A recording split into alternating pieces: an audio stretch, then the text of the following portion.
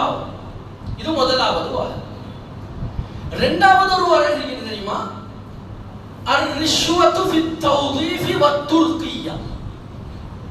ஒரு மனிதனுக்கு ஒரு வேலை கிடைக்கிறதுக்காக வேண்டி ஒரு வேலை தேடுறாரு, ஒரு கம்பெனியில் ஒரு நிறுவனத்தில் ஒரு தொழில் ஒன்று தேடுறாரு.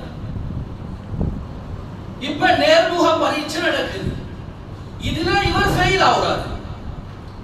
இப்ப இந்த கம்பெனியில வேலை எடுக்கிறதுக்காக வேண்டி அல்லது அந்த கம்பெனியில நிறுவனத்துல சேர்றதுக்காக வேண்டி என்ன செய்யறாரு? ஒரு தொகை ஒன்றை நிர்ணயிச்சிருப்பாங்க. இந்த தொகையை கட்டினா ஃபெயில் ஆவினாலும் எங்கட கம்பெனியில என்ன செய்யறதுக்கு ஏதும், தொழில் எடுக்கிறதுக்கு ஏதும். இப்ப இவங்க என்ன செய்வாங்க?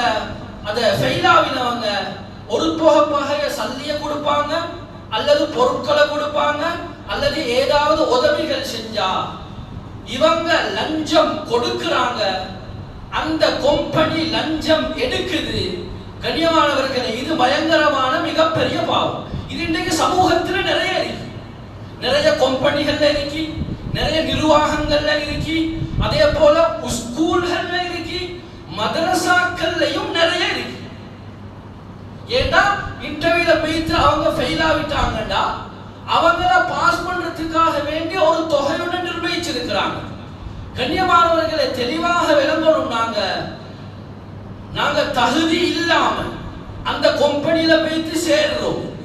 வேலை கிடைச்சிட்டு ஒவ்வொரு மாசமும் சம்பளம் கிடைக்குதுண்டா, மார்க்க அறிஞர்கள் சொல்றாங்க, தகுதி இல்லாம போயிட்டு லஞ்சத்தை கொடுத்து அங்க சேர்ந்து ஒவ்வொரு மாசமும் சம்பளம் எடுக்கிறார்னா இவருடைய சம்பளமும் கூடாது, ஹராம்.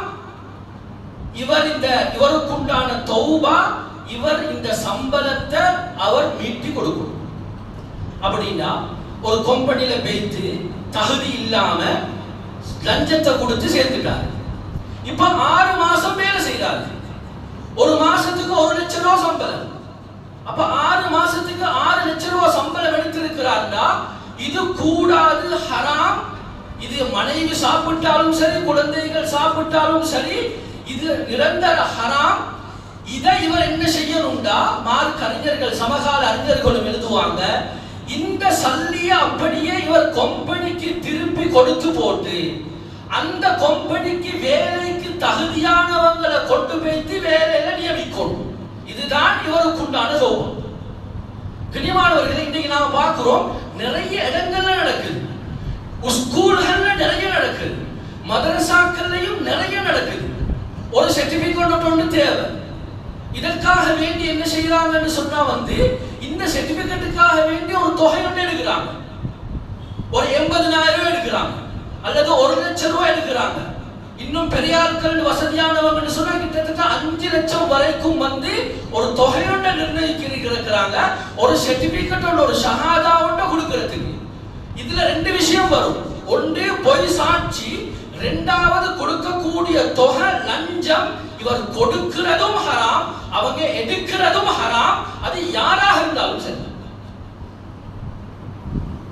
இது 2வது விஷயம். 3வது அர்-ரிஷ்வத்து திஜாரியான்னு சொல்லுவாங்க. வியாபாரம் சம்பந்தப்பட்ட விஷயங்கள்ல லஞ்சம் கொடுக்கிறாங்க.